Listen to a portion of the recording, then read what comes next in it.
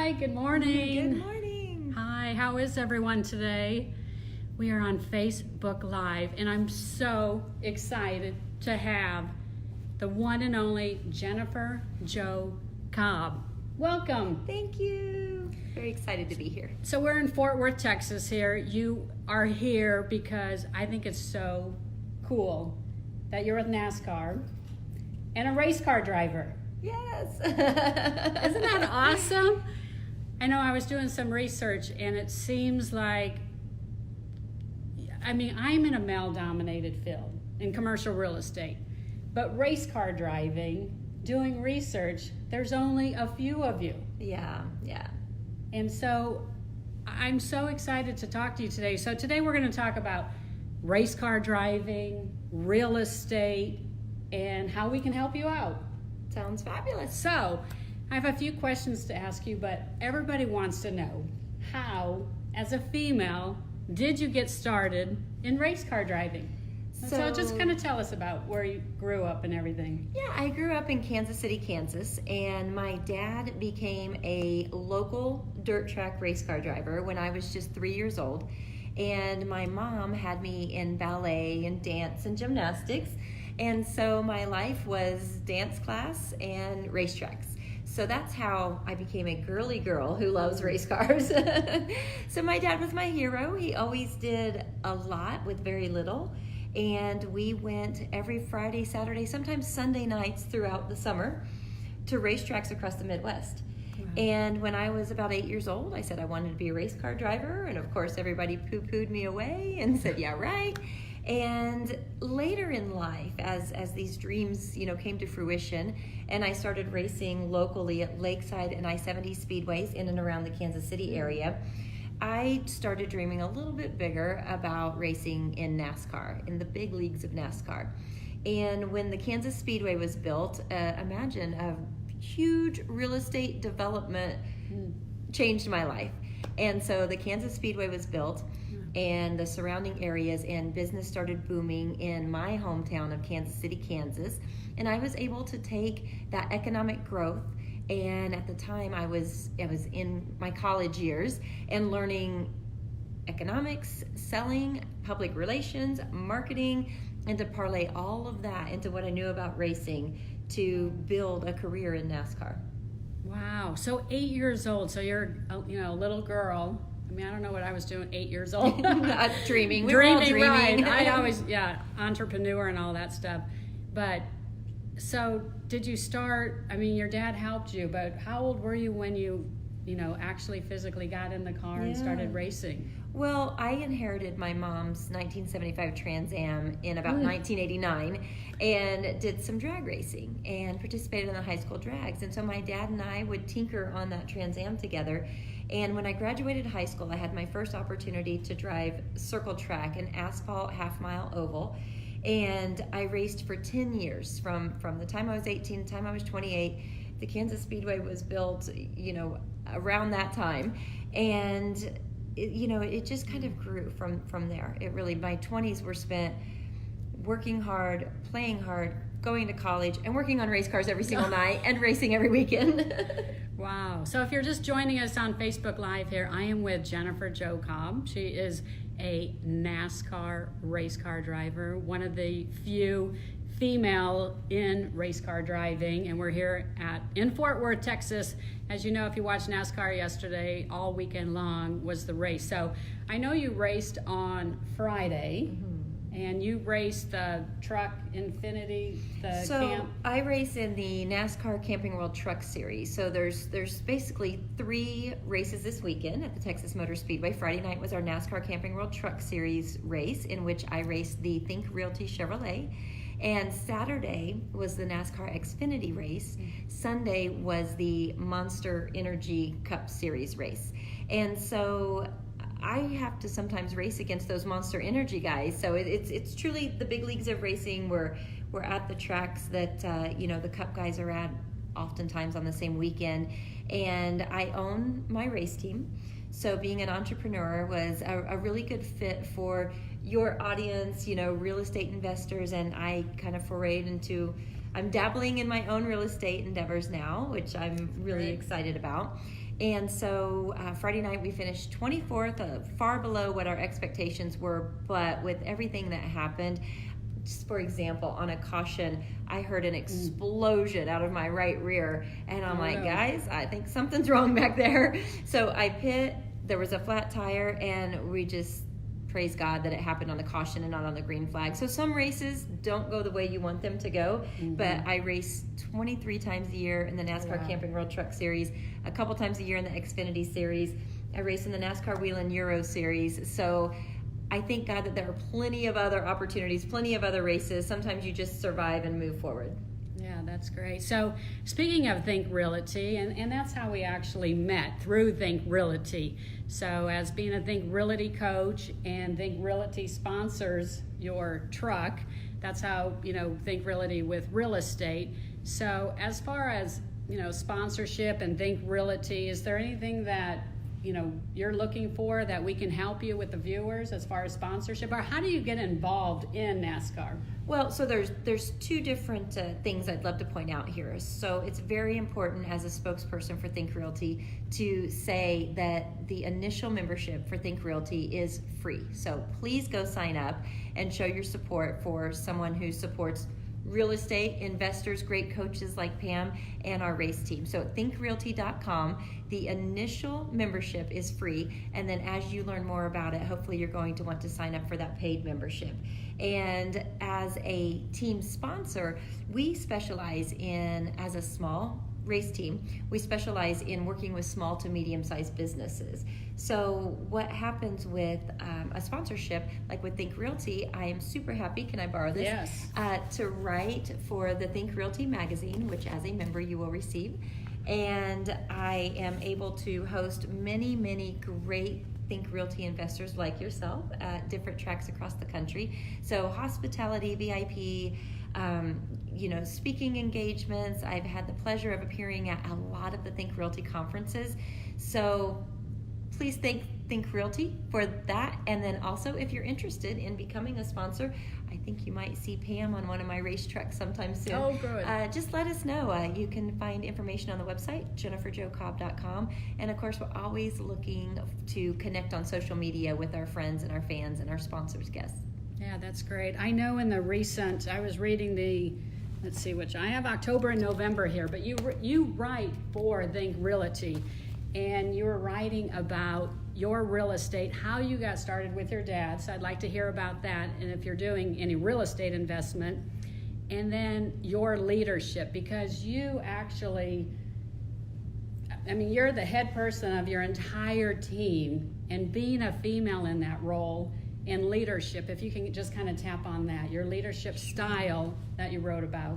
Sure. So to real estate investment, I grew up around a group of gentlemen that invested in real estate. I had, this influence every once in a while that would always talk about how they're not going to build any more land. They're not making any more land, get your piece of it. And so it was kind of ingrained in my head that maybe real estate was a good avenue for investment should I ever, get out of the hole and have a little bit of money to be able to invest, but thank God I have.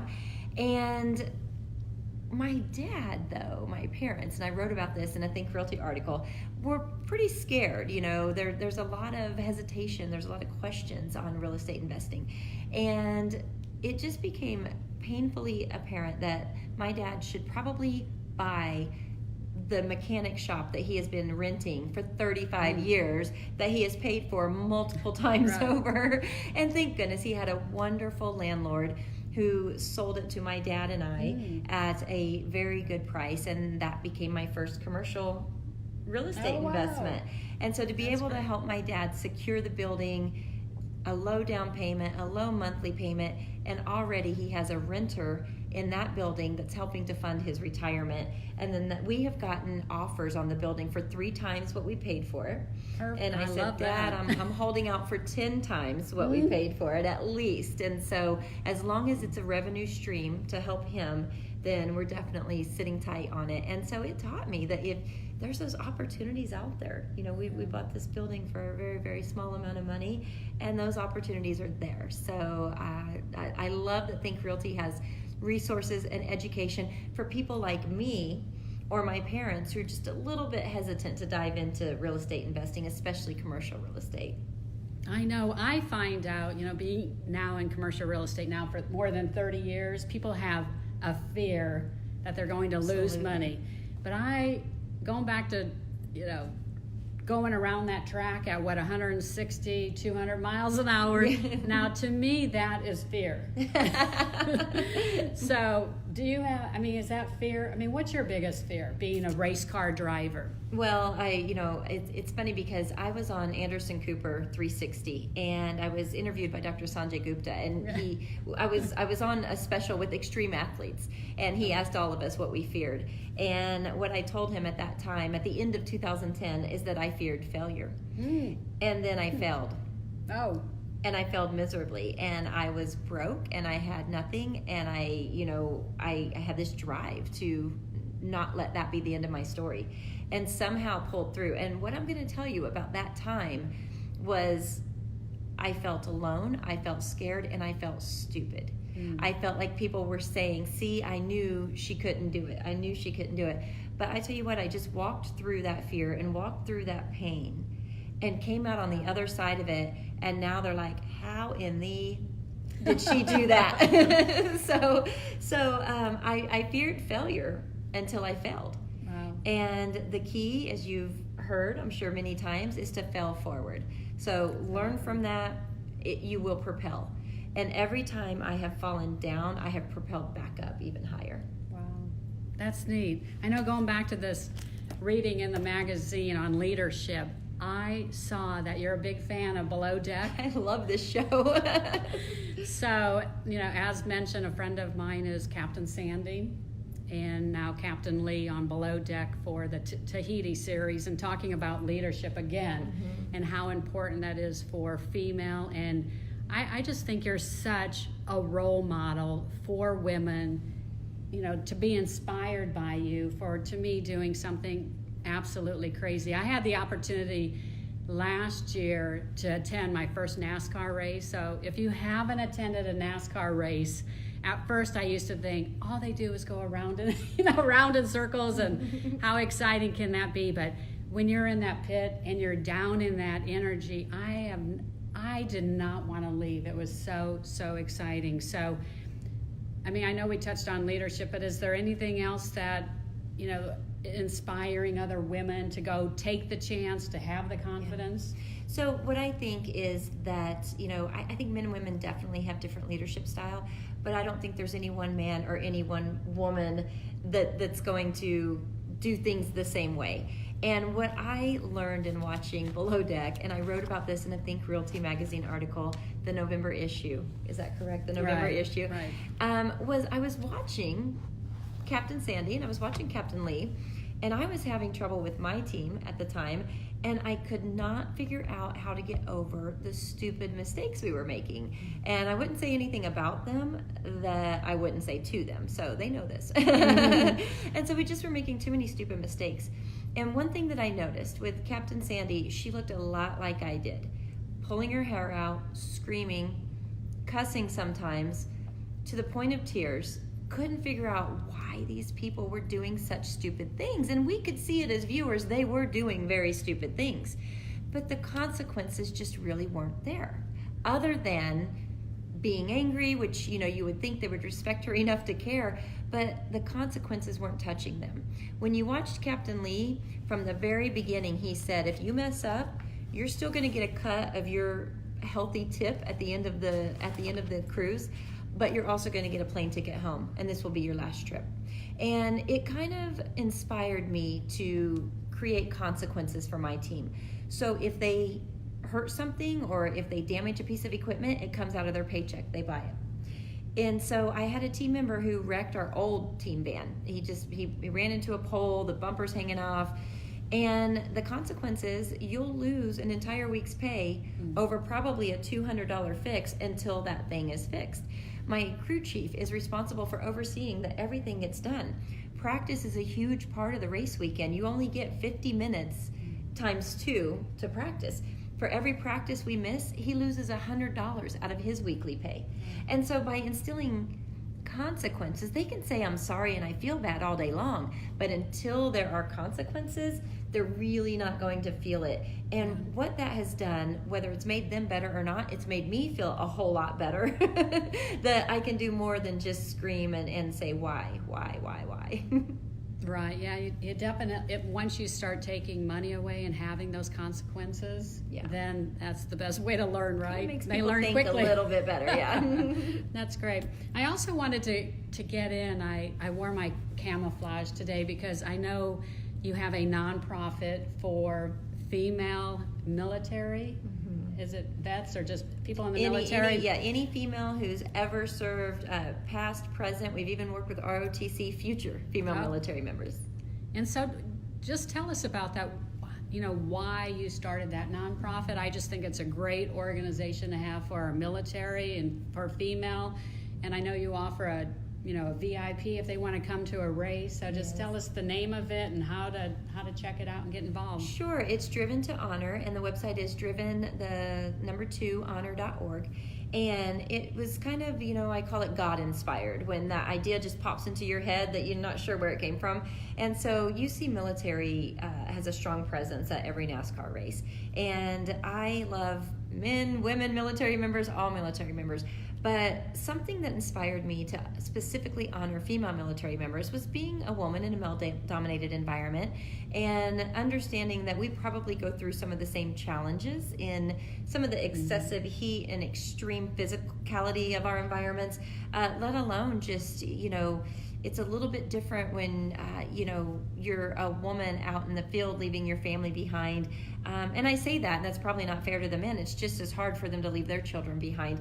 But women are viewed a little bit differently still in these male-dominated roles. So I just wanted to say thank you and, woman to woman, to support them and to have a program where they could be a VIP at our races and they get a nice swag bag, largely thanks to our sponsors and our donations. And also, a very important part of this, and a very important part of why I wanted to highlight women in the military, was because I grew up in a lower socioeconomic environment, and my parents didn't have money for me to go to college. And when I drove race cars, let me tell you, these weren't fancy, expensive race cars. These were things my dad was building with his bare hands. And so, we struggled to pay for college. And my mom always told me, your grandpa was a Marine. You should be a Marine. Oh, wow. If I hadn't started racing, I very likely would have become a Marine. I wanted to join the military. But I think it's important for young girls who are growing up without a path to their success, without a path to education, without a way to get from point A, where they are, to point B, where their dreams lie, that the military is a really great viable option. And I don't know if that's the first thing you think to tell a young lady. And so I think by highlighting these female military members who are absolute wonderful role models, and to show these little girls that those are some of the things that they can do as well. And now you see more women veterans running for Congress than ever before. And so not only are they emerging as heroes and serving our country, but they're emerging as leaders. So a little PSA to go out and vote tomorrow, please. Yeah, definitely vote. Yeah, I definitely see a lot more women out there getting into politics after they've served our country, which I think is great too. I know, talking about endurance and that physical shape, I have to just ask you a few questions. When you're in that race car and it looks like it's so tight and confined, and me being claustrophobic. Yeah. Is it claustrophobic? I mean, how do you sit in there, and how many times on Friday did you go around the track? Well, hundreds of times. You can't be claustrophobic and do what I do. It's just one of those things. And everything about racing, I kind of have a natural ability about. I think as a child, I enjoyed being cocooned in the blanket, versus, I like to build little forts and be inside. And so, yeah, it is definitely very tight. You are constricted every step of the way. There's tethers that essentially hold your head on in case you were to get into a wreck with all the force. You're definitely tethered and buckled into the seat. In fact, when I had my very first race ever, my dad tightened my seatbelts for me. He said, "Do they hurt?" I said, No, Dad, they don't hurt. They're fine." So he yanked on them, and I go, "Well, now they hurt." And he said, "Well, now they're tight enough." So, you're definitely confined. There's definitely a heat factor. So I drink a lot of Pedialyte. On race day, my assistant's running around chasing me, "Drink water, drink Pedialyte." And so being hydrated and a healthy meal, all of those things really do matter and count. So are you able to drink while you're racing? Because it doesn't look like you are. Right. So there is a drink holder in my race car, and it's got a long straw, and so I can grab it on the caution laps and get drink and get relief. And if it's really, really hot, they make these air conditioners that blow air through the helmet. I don't know if I have a large forehead or what, but the air never seems to get to me.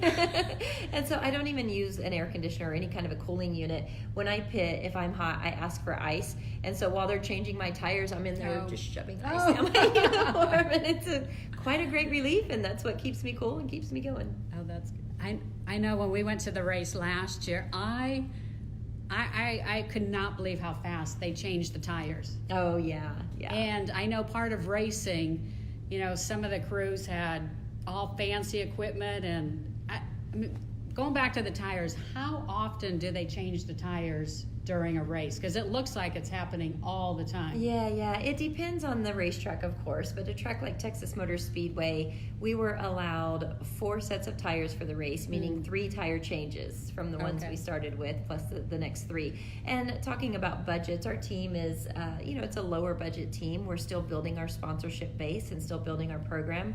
And doing it in a slow and steady way so that we can have relevance and be in the sport for many, many years to come. And so I actually race on the tires the big teams are through with. Tires cost $2,500 per set. Oh my goodness. So we buy the first set for the weekend, and then the other ones that we bolt on usually have 15 to 20 laps on them. And those are donated from some of the bigger teams, and sometimes I can beat them with their own tires. That's pretty neat. Yeah. And I know I have to ask because, do you want me to ask? But, with drinking all that water. Mm-hmm. Oh, no, it's you a always common get question. This question. So I used to offer this, and I don't know, it just stopped going over very well. But a lot of people ask, what does a race car driver do being in there for hours? And so, on one side, the answer is that you're sweating it out so much that the urge to have to go to the restroom really rarely ever comes upon you.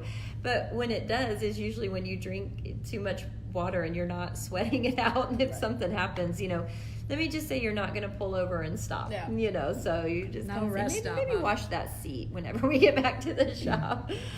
But it is pretty rare because we do sweat it out. Okay. I had to ask that just for whatever. And then what else do you have upcoming? I mean, I know you're leaving here now, going to Phoenix the next race. And then, my guys are probably anxiously awaiting our 14-hour journey, our 14-hour journey across the country. Yeah. So Phoenix is the next race, and you can watch that on TV. Friday night, the newly designed Phoenix. I don't even know what they call it. Is that terrible? They're calling it ISM, and I'm like, what's that have to do with Phoenix? But I'm anxious to get out there and see what they've done. I think they've reconfigured the track. They've made it a better fan experience. So we're going to drive from Fort Worth right now. We're at one of our Texas sponsors' place, the North Fossil Creek Radisson, and one of their lovely conference rooms. So we're going to depart from here. We're going to drive through the desert and get over to Phoenix late tonight, and then we'll race Friday night. And then on Saturday, we will trek in our team van with our Driven to Honor golf cart for our honorees and our sponsor guests, and we'll trek back across the country and down all the way through Florida to Homestead, Miami. Not just Miami, south of Miami to Homestead. Oh, how exciting. That's great. Because, you're finishing up the year, and then next April you'll be back here at Texas Motor Speedway. So we want all of friends and family to come out and see you. Yes. And so we'll wrap this up, but we want to make sure we're promoting Think Realty here. Great magazine, great way for real estate, thinkrealty.com. And how can we get a hold of you? I'm sure you're on all the social media. Yes, Snapchat, Instagram, Twitter is Jen Jo Cobb, JenJoCobb.